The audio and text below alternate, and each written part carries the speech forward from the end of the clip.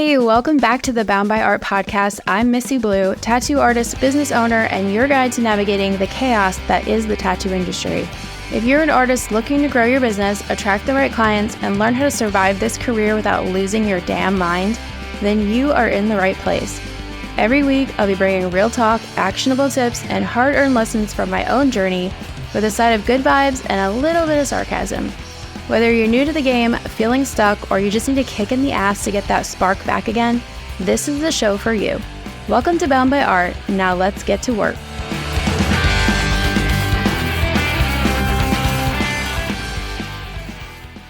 Today we're diving into the one thing that so many of us struggle with, asking for help. If you're out there juggling a million tasks, feeling like you need 3 clones of yourself just to stay afloat, or maybe you're even starting to resent the career or business that you once loved, this episode is for you.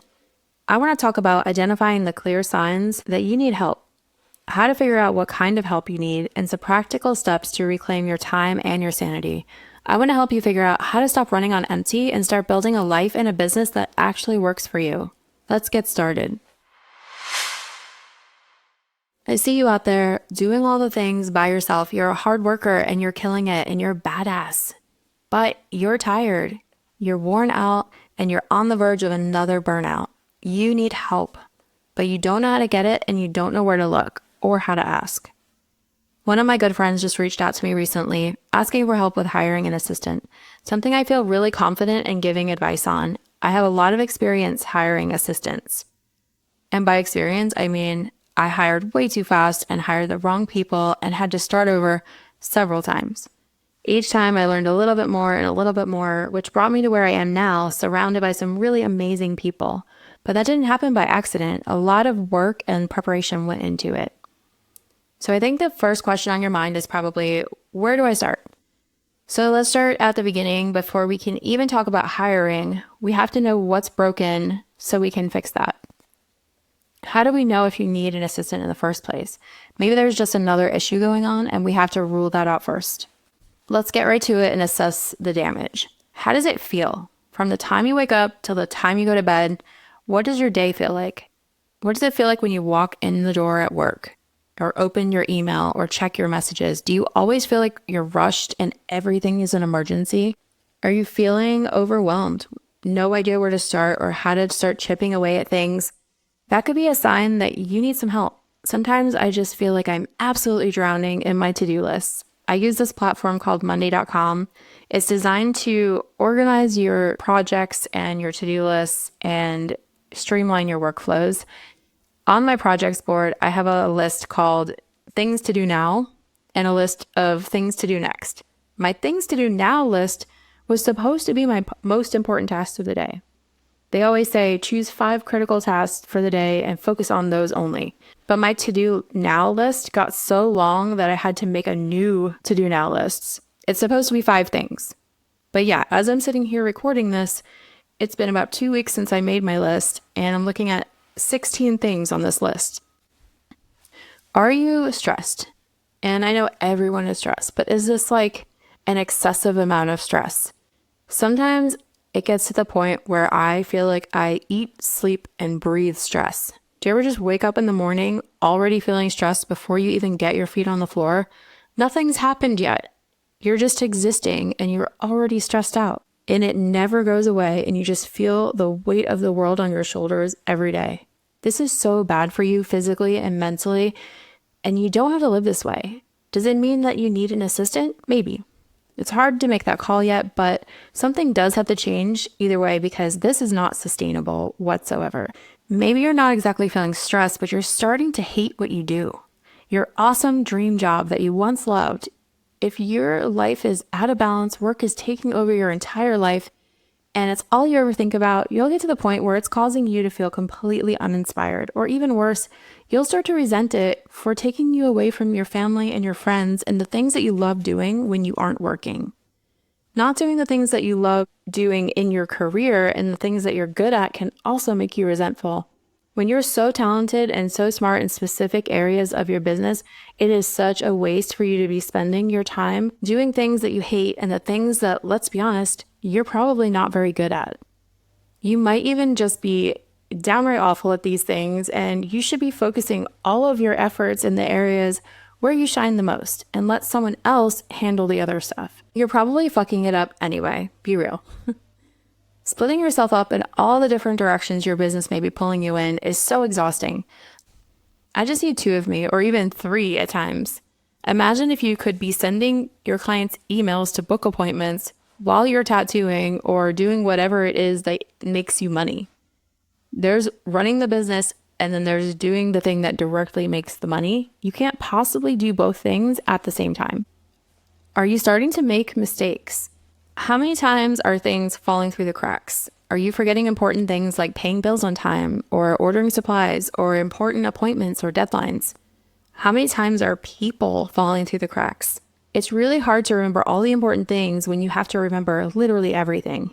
You're juggling so much and doing so many things, it's really easy to start a conversation with a potential client that ends up just getting lost in the shuffle. You never follow up and they never check back in because they don't want to bother you, and maybe they think you don't even give a shit, so why should they bother chasing you down? The number one thing I hear from clients about why they stopped going to someone that they really liked their work is that the artist ghosted them and they never responded to their messages or their emails. How many clients have you lost this way? And how many clients have you lost this way without even knowing it? Worse than that, how many referrals are you missing out on because they might have told their friends about you, but they're not going to send their friend to someone who's not going to respond to their messages? As unrealistic as it is, potential clients want to feel like they are the only client. And we really want them to feel that way. That's how we're creating this connection with them. That's how we're building relationships with them. And that's how we're retaining them as a client. If you're leaving people hanging and your communication is bad, it will not take long for them to feel like they don't matter to you and they'll just move on. Have you ever double booked yourself? It's the worst. This has happened to me more times than I can count in the past. When I really look back at how the hell this happened, there's always a few things that stick out. It's either, 1, I was in a state of complete overwhelm when trying to book and doing way too many things at once. Number 2, I was just completely unorganized, which no surprise. Number 3, I didn't stick to my tried and true booking system and booked someone through a DM or a random text or on a day where I could not give them my undivided attention. However, if I stick to the plan, I use my system, and I don't ignore my own boundaries, this never ever happens to me. If you're interested in what that booking system looks like, I do have a free download on my website, boundbyart.com/booking guide. It'll take you through my entire process of how I book appointments with people and all of the programs and software that I use. But let's get back to the check-in. So, are you guilty of having no follow-through? Nothing in the world feels worse to me than letting people down. It's always a really clear sign to me that I'm in the fucking weeds when I start disappointing people and I'm making promises that I don't keep. My son injured his back last April, and we've had to go to so many doctor's appointments, physical therapy appointments, pain specialist appointments. It's never ending. For about a week straight, I needed to call and make an appointment for him. It was pretty important to move the process along, and I kept forgetting to call. I'd say, I promise, I'm going to call tomorrow. Then I would feel like I got punched in the fucking gut every time he'd ask me about it, and I'd have to say, no, I forgot. I'll do it tomorrow. I know, right? Mom of the fucking year. I'm so incredibly ashamed of this, and I felt like such a piece of shit. This was such a huge wake-up call for me that I'm doing too many things, and I'm over here breaking promises to my kid who's literally in pain. Like, what the fuck? On a less severe side of having no follow-through is just having projects or things that you have to do and focus on, but you're not working on them. Or maybe you started and it's just been sitting there unfinished, waiting for you to maybe someday get your shit together long enough to finish it. Do you have more ideas than you can even put into motion? If you're like me, you probably have so many really great ideas, but you can't seem to get the ball rolling on any of them. You can't do it alone, even though you've probably tried. You don't have anyone to help you. So you feel like everything is moving in slow motion. You come back to that to-do list over and over again, kicking yourself when you see it's still there and hasn't somehow magically started itself, and getting pissed at yourself because you should have finished this already. If you would have started this 6 months ago when you had the idea, you'd be done by now. Sometimes your big ideas require a special skill that you don't currently possess, and you'd have to learn this new skill. The thought of learning a new skill brings us right back to stress mode because when the fuck would you even have time to study and learn this? You have to sacrifice time somewhere else to make that happen, and you don't have anywhere else left to cut time. What are you already sacrificing? You're probably already sacrificing family time with late nights, early mornings, and working on weekends. But what else is being sacrificed here? When you are with your family, is it actually quality time? Or is your mind still at work? Are you only half in the moment? What about your friends? When was the last time you saw them? And what about you time? Sometimes the thing we need most is just time to sit with ourselves and be still and be quiet. Why is this always the first thing to go? Didn't you used to have hobbies that you loved? Things that used to make you happy? When I'm super stressed out and feeling overwhelmed, I feel like I can't even enjoy these things. And honestly, it makes me so angry when someone tells me I need to go take some me time and just relax or go skating or snowboarding and just have fun because they don't fucking get it.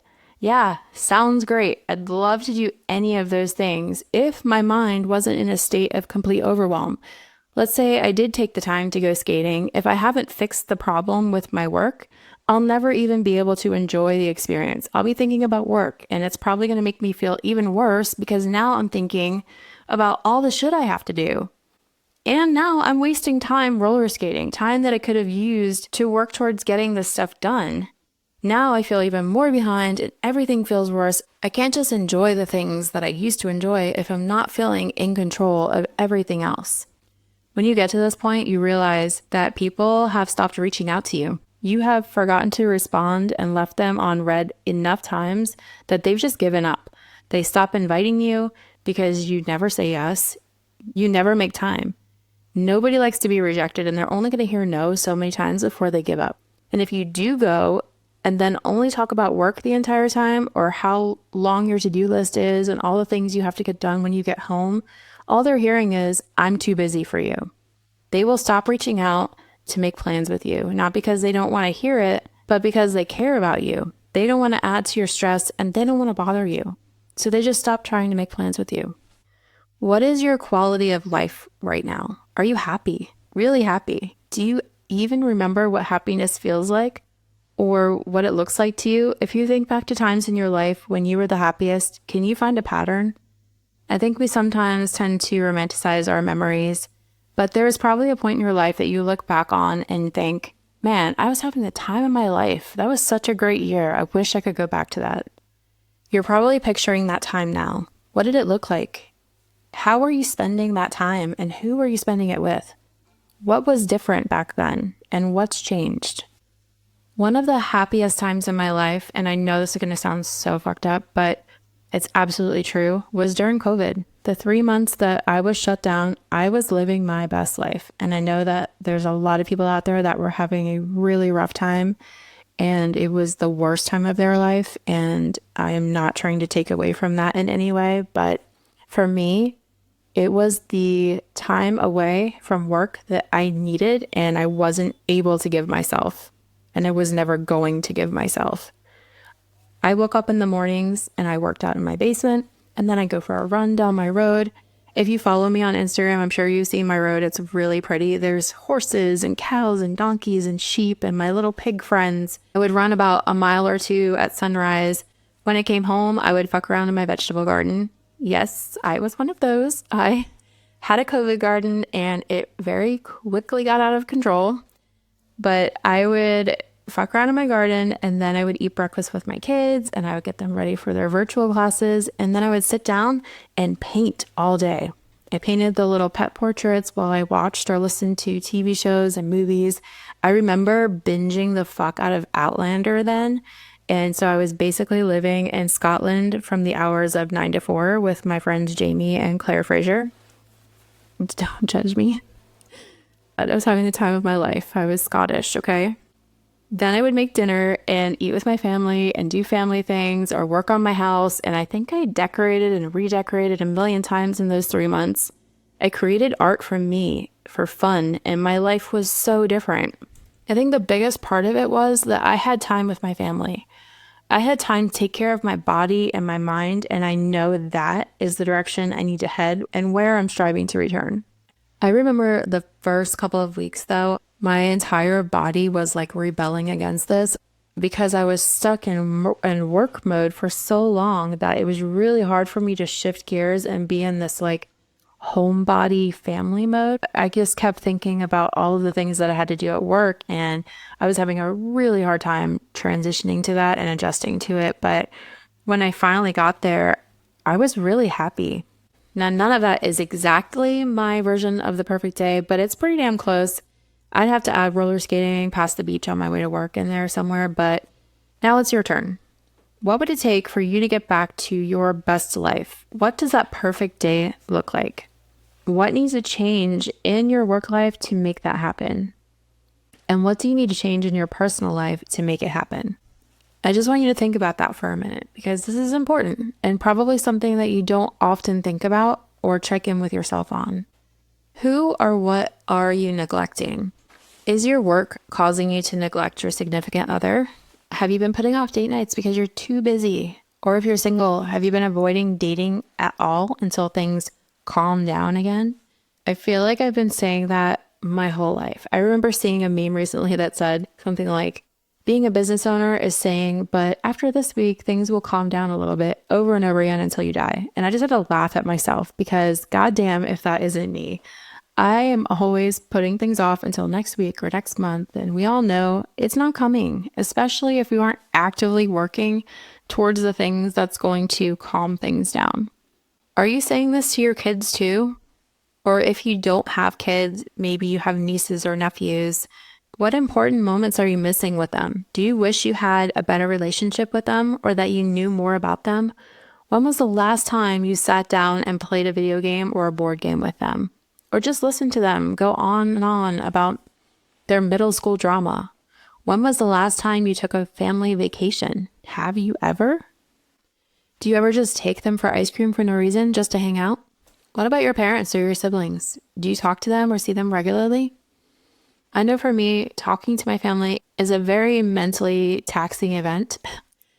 If I don't have the spare mental energy to spend on this, I'm not even going to try. And I know that this is not the answer. If your parents and siblings are important to you and spending time with them is important to you, you have to really ask yourself if you're prioritizing work over them. If you aren't making time to see them regularly, checking in with them and talking to them, not about work, then we need to figure out what has to change to make that happen.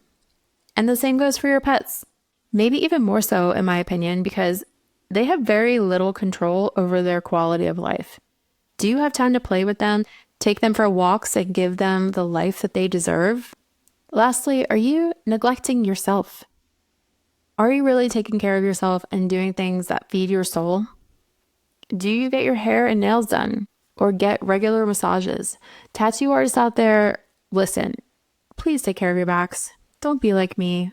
20 years of tattooing, 8 to 9 hour days in the most fucked up positions, not drinking water, not stretching, not working out, not getting massage is not the way.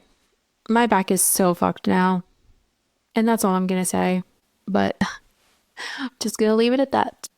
But seriously, when was the last time you went to the doctor for a checkup? Are you prioritizing yourself and your health? If you aren't taking care of yourself, how long do you think you can actually keep this up? Okay, now ask yourself, where do I need to be spending more time? Is it at home or at work? Is it traveling? Is it in another state? I don't know, maybe your family and friends are there and where you are isn't working. There's no wrong answer here. It's just an assessment. And I just want you to get really self-aware so that you can decide what the issues are and if you need help. Once you figure out if you need help, we can then figure out where you need help. So let's say you do decide that you need help. How do you know if you're ready? Something that I like to do periodically is audit my time. I used to use a spreadsheet for this, but I realized that that doesn't really work for my lifestyle. I'm not sitting at a computer all day, so that doesn't really make sense for me. Instead, I carry around a little tiny notebook with a pen and I audit my entire week. I log everything that I do from the time I wake up until the time I go to bed. And you want to get really specific down to like 15-minute increments because you want to be as thorough and accurate as possible. And then once you've completed an entire week, which is hard, I've had plenty of weeks where I forget halfway through the week and have to start over, but just get a solid like 5 to 7 days so that you can really kind of assess what's going on. And then once you get that a whole week logged, you can look at where you're spending your time and ask yourself these questions. What do you not like doing? What did you absolutely hate doing? What felt like a complete waste of your time? Which things were really difficult for you? And was there anything that you had to redo or correct later because you didn't do it right the first time? Now I want you to think about, what is your hourly rate? Before we go any further, we need to know what that is, which is such a hard question for business owners and artists because there's so much behind the scenes work that we do, which we don't really clock in for. But if we break it down like this, it makes it a little bit easier. If you were to pay someone else to do your job at your skill level and your experience, what would their salary be? How much would this job pay? And if you had to hire someone to take over for you right now, what would you have to pay them? If you broke it down to your hourly pay, what would that look like? Once you have your hourly rate figured out, you can understand which tasks make sense to hand off and which ones don't. Okay, so now you have your hourly rate and a list of tasks that you could possibly be handing off to someone. You have to make sure that anything you hand off is actually something someone else can do. Sometimes we just have to bite the bullet and do the things that we don't want to do. We can't avoid every single unpleasant thing in life. We have to be realistic about it. So which things on your time audit list could anyone be doing? Are there things on this list that you could pay someone minimum wage to do with little to no training? For example, when I opened my shop, I transferred all of my clients into a new program. I wanted to store all of their information. I had about a year's worth of waivers to log into this program. I spent hours and hours on this before I smartened up and just hired someone for $10 an hour to log it in for me. Then I could work on something that would actually make money in the moment. I didn't have to teach her anything. I just gave her the papers and the access to the spreadsheet, and she could just get started immediately.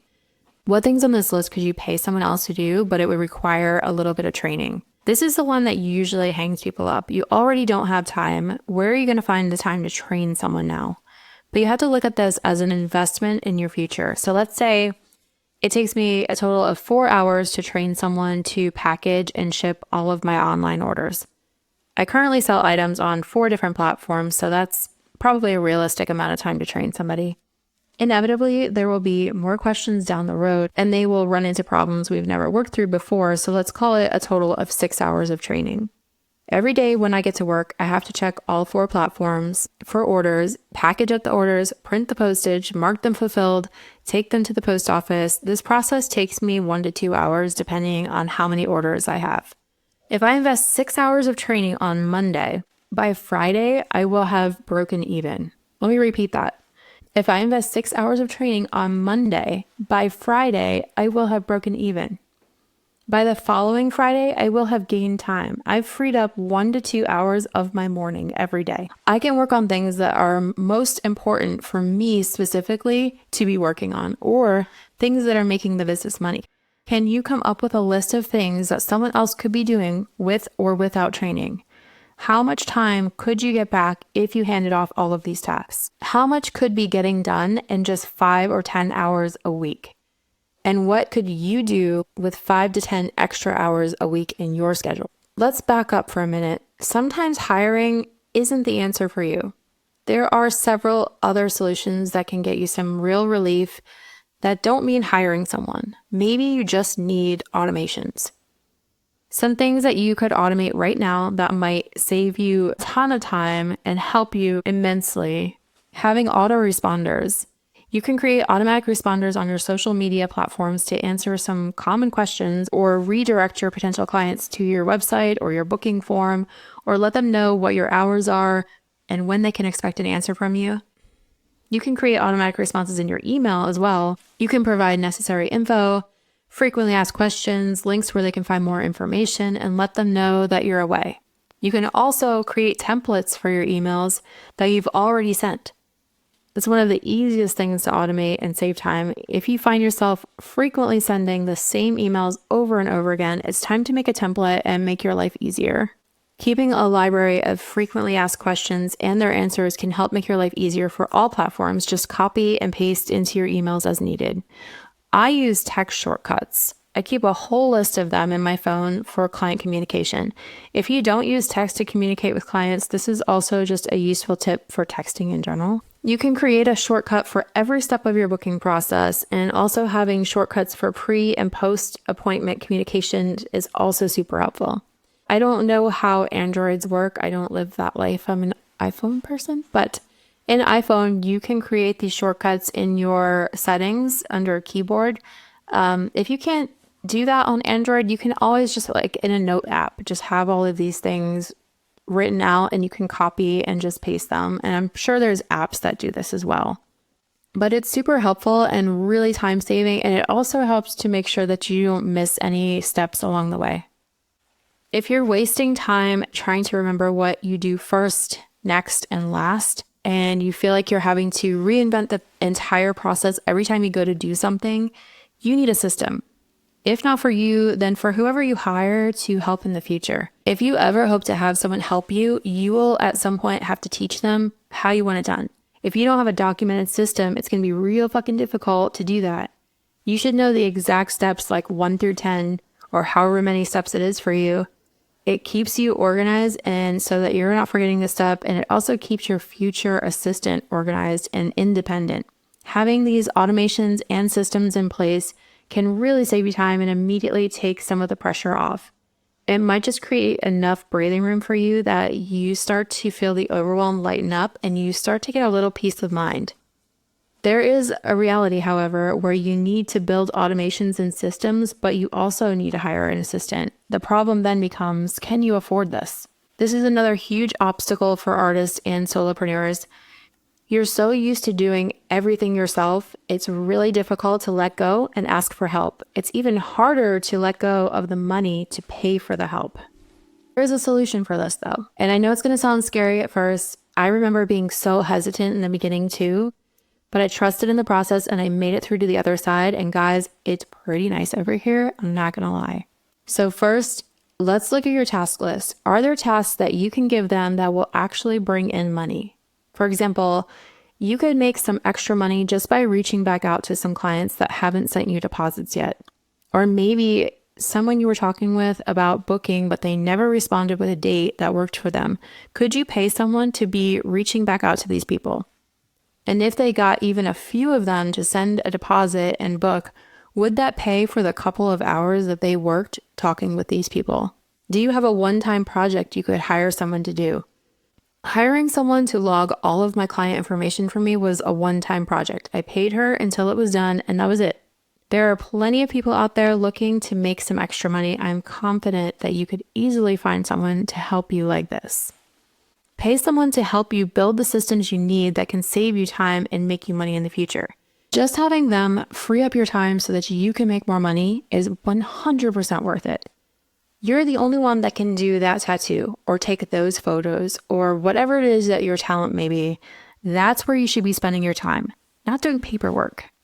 Pay someone else who's good at those things, who enjoys doing those things, who is not artistic brained or business minded to do those type of tasks. Someone who's looking just to make some extra money. If you had just 5 hours extra to do more of what makes you money, could you afford to pay them for those 5 hours?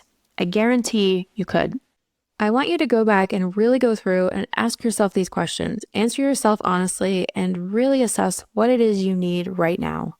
Of course, I did make you a little worksheet. Guys, I'm a nerd. You knew I wasn't going to leave you hanging, so no need to go back and try and pause the episode and write down the questions to answer later, because I got you.